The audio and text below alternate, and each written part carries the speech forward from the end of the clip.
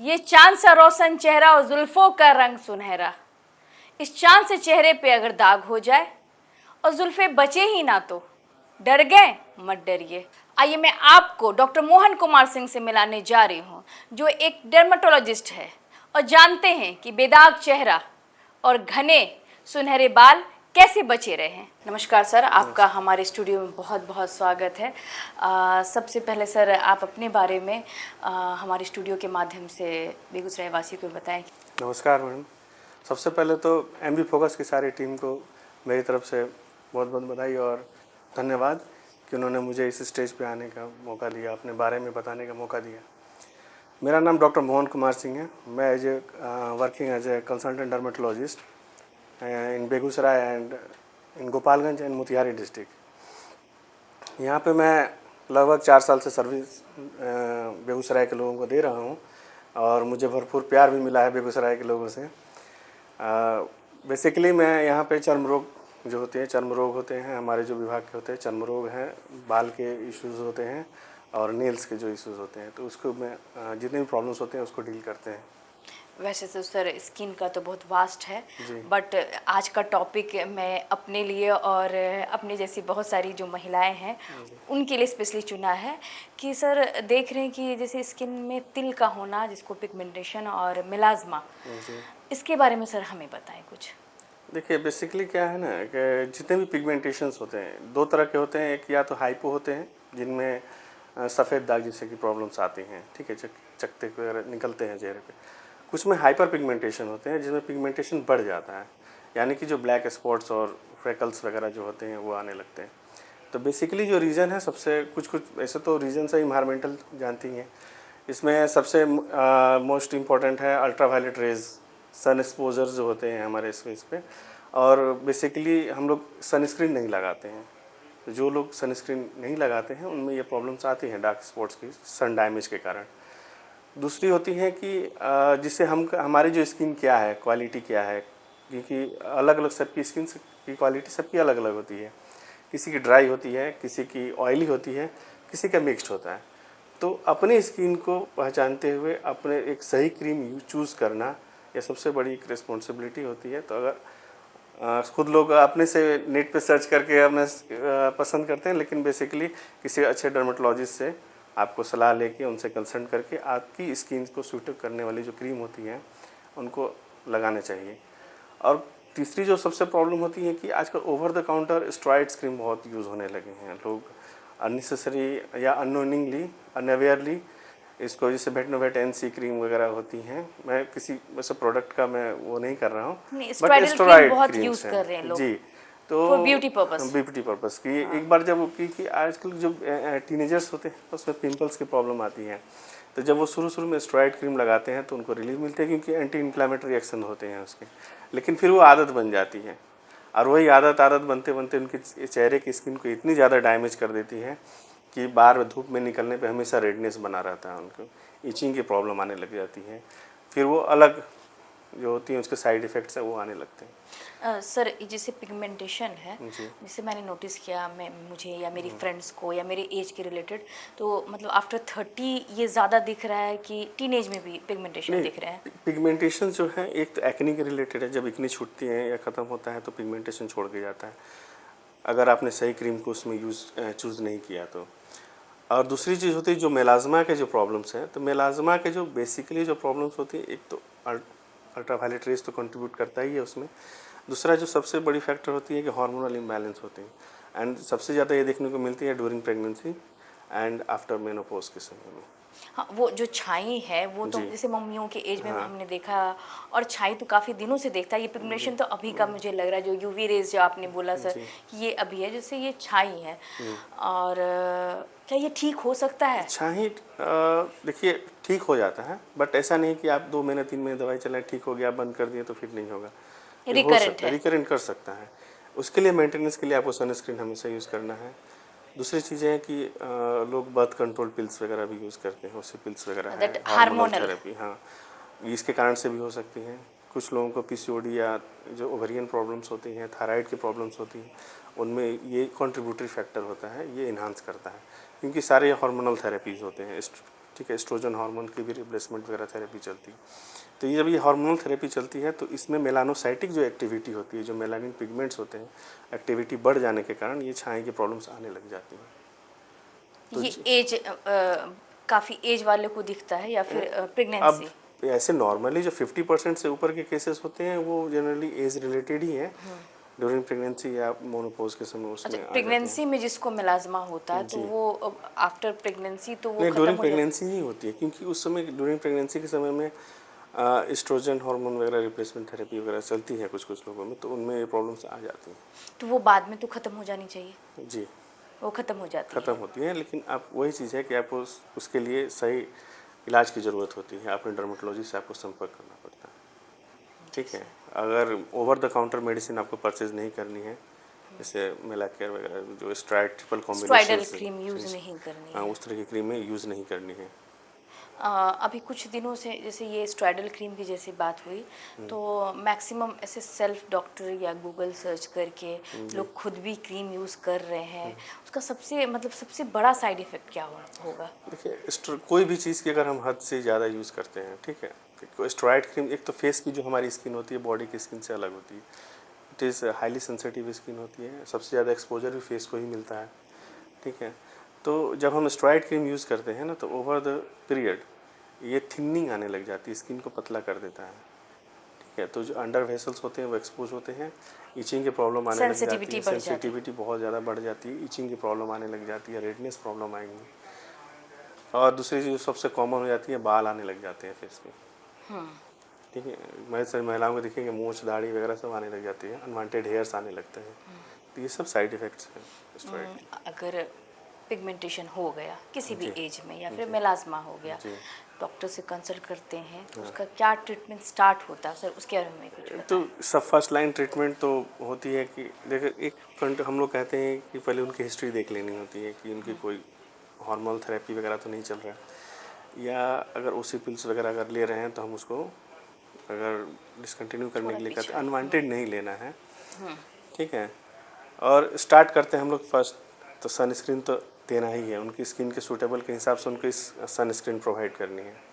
उसके अलावा जो अब तो फेशियल सीरम्स वगैरह आ गए हैं, विटामिन सी के सीरम्स आ गए हैं, आपके कोजिक एसिड्स हैं, ग्लाइकोलिक एसिड्स हैं, तो ये तरह की क्रीमें हम लोग अभी यूज़ करते हैं फर्स्ट लाइन थेरेपी में, ठीक है। तो ये 3 मंथ्स के बाद फिर मेंटेनेंस थेरेपी चलती है, तो मेंटेनेंस थेरेपी में आपको कंटिन्यू यूज़ करना है और सनस्क्रीन डे में यूज़ करना है। मतलब कुछ मेडिसिन खाने के लिए भी होता है इसके लिए?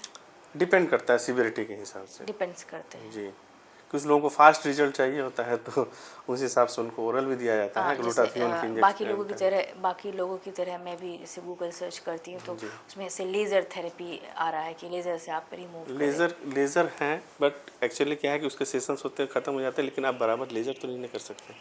मेंटेनेंस के लिए तो आपको जो सनस्क्रीन है और जो दैट वो तो थिंग यूज़ है कि करना अगर आप एक बार लेज़र ले लिए है। जी, तो वो अगर दाग हट गया तो वापस। नहीं, एक नहीं होता है, सिंगल शॉट ऑफ लेज़र में आप वो ठीक नहीं होता है, उसके सेशंस होते हैं, एटलीस्ट 6 to 10 सेशंस चलते हैं, उसमें आपको इंटरवल रहता है उनका, डिफरेंट लेज़र्स के डिफरेंट उनके इंटरवल्स होते हैं, आपको उसके इंटरवल में जाके पूरे सेशन लेने होते पूरे सेशन लेने के हैं। बाद जी, क्या रिकरेंट होने का चांसेस? रिकरेंट यही मेंटेनेंस थेरेपी तो मेंटेनेंस आपको अगर करना ही मैंने है। छोड़ा तब, जी, बट उससे थेरेपी हो हो सकती है, मतलब जाएगी। उससे इलाज हो सकता जी, है। आइडियल अगर हम बोलें कि नहीं है किसी को पिगमेंटेशन, जी। कुछ भी नहीं है, दैट क्लीन फेस, क्या मतलब रूटीन होना चाहिए for face care? Face care के लिए सबसे पहले तो आपको जानना होगा कि आपकी स्किन के टाइप्स क्या हैं, आपकी ऑयली है, ड्राई है, मिक्स्ड है। ऑयली स्किन में लोगों को प्रॉब्लम्स होती है कि मेरे चेहरे पे ग्लो नहीं आता है ड्यू टू ऑयल, ठीक है। तो आपको फ्रिक्वेंटली आपको फेस वॉश करना है, ऑयल रिमूव करना है, डाइट्स बैलेंस डाइट आपको अच्छी उसमें मेंटेन करना है, आपके स्किन के हिसाब से आपको सनस्क्रीन अप्लाई करना है, ठीक है। और जिनकी ड्राई स्किन है, नॉर्मल स्किन है, तो उसके लिए आपको डिफरेंट सनस्क्रीन है, फेस वॉश है, ये यूज़ करनी है। पानी खूब ज़्यादा पीना है, ठीक है, पानी लोग दैट ज़्यादा पीते नहीं, हाइड्रेटेड, दैट थिंग हाइड्रेट तो करना है। न्यूट्रिशन और हाइड्रेशन जी, वो एक अलग पार्ट है सर। और जैसे जैसे आजकल निकला है वो हाइड्रा फेशियल एंड ये, उस पर कुछ बताएंगे कि ये सब क्या ये होता है? कॉस्मेटिक प्रोसीजर्स हैं, ठीक है। तो actually they are cleansing procedure, जितने हम फेस को क्लीन करेंगे, अनवांटेड जो डेड स्किन्स रहते हैं उसको रिमूव करने के लिए तो हाइड्रा फेशियल वगैरह करते हैं, ग्लो रिजुवनेट एंड ग्लो के लिए फेस को। Side effect? साइड इफेक्ट कुछ नहीं, कुछ भी फेस साइड सेफ इफेक्ट? है। दैट उसमें यूवी रेज कुछ कुछ मास्क लगाते हैं, वो then लगाते उसका हैं, उसका दैट कोई साइड डिपेंड। इफेक्ट? हाँ, साइड इफेक्ट देखिए ऐसा सच उतना फास्ट कोई साइड इफेक्ट नहीं है उसका यार, क्योंकि फोटोथेरेपी से ही हम ट्रीटमेंट भी करते हैं और एक्सेस फोटोथेरेपी के कारण वो प्रॉब्लम्स भी होती हैं, तो या the therapeutic procedures of ultraviolet rays. Sir जैसे एक्ने की बात हुई, पिगमेंटेशन तो तिल है, चलो वो तो ऑटोमेटिकली आ रहा है स्किन से, जी। बट जैसे पिंपल होते, पिंपल का जो स्कार होता है काफ़ी दिन तक रहता है, उसके लिए क्या किया जाए? उसके लिए भी अब तो वो कॉस्मेटिक्स प्रोसीजर्स हैं, कुछ लोग उसमें डर्मा पेन या प्लाज्मा पेन आते हैं उसके यूज़ किया जाता है स्कार्स रिमूव के लिए, ठीक है, क्योंकि बेसिकली एट्रोफीड हो जाता है स्किन, तो उसमें दवाई ज़्यादा उसमें काम नहीं करती है, तो उसमें जब तक कोलेजन जो हम लोग डर्मा पेन या डर्मा रोलर वगैरह चलाते हैं उसके लिए मेनली कोलेजन जो डैमेज हो गया रहता है उसको रिपेयर के लिए। सर डर्मापिन और डर्मा रोलर के बारे में कुछ बताएं। ये क्या है? डर्मा पेन एक्चुअली देखिए बेसिकली कह सकते हैं डर्मा पेन होता है कि उसमें आप इंसुलिन से आपको व्हाट इज द प्रोसीड्योर, मतलब ये एक प्रोसीड्योर है कॉस्मेट में? कॉस्मेटिक का प्रोसीजर है। डर्मा रोलर आम भाषा में लोग को दिया जाता है कि आप उससे भी कर सकते हैं, डर्मा पेन से भी कर सकते हैं, डिफरेंट उसके जो होते हैं उसमें साइज में सेट करके आप उसको यूज़ कर सकते हैं। उसमें डिफरेंट हंड्रेड्स 500 थाउजेंड्स निडल्स होते हैं, छोटे छोटे निडल्स होते हैं जो आपके कोलेजन को रिपेयर करते हैं। इसमें मेडिसिन लगा रहता है या फिर दिस इज मेडिसिन ओनली लगा के भी रोलर? कर, नहीं वो सिर्फ पेन है, आप एक्सटर्नली आप उसमें मेडिसिन लगा के देन आप डर्मा पेन का यूज़ कर सकते हैं। अभी तो प्लाज्मा पेन आ गया जिसमें ऑलरेडी मेडिसिन भी रहती है, आप उतना सेट करके आप बट उसको ये सर यूज़ कर सर घर में करना सेफ रहेगा? एक दो प्रोसीजर आप कर करके सकते हैं। सीख हाँ, ले। आज पर डर्मा रोलर तो लोग ऐसे ही यूज़ करते हैं, फेस पे भी यूज़ करते हैं, बाल के लिए भी यूज़ करते हैं। ओके। बाल निकालने के लिए आप तो गूगल पे तो है ही, सब लोग सर्च कर लेते हैं, आपने से ट्रीटमेंट सबका चलता रहता है। अब नेक्स्ट तो हम बाल पे ही आएंगे सर।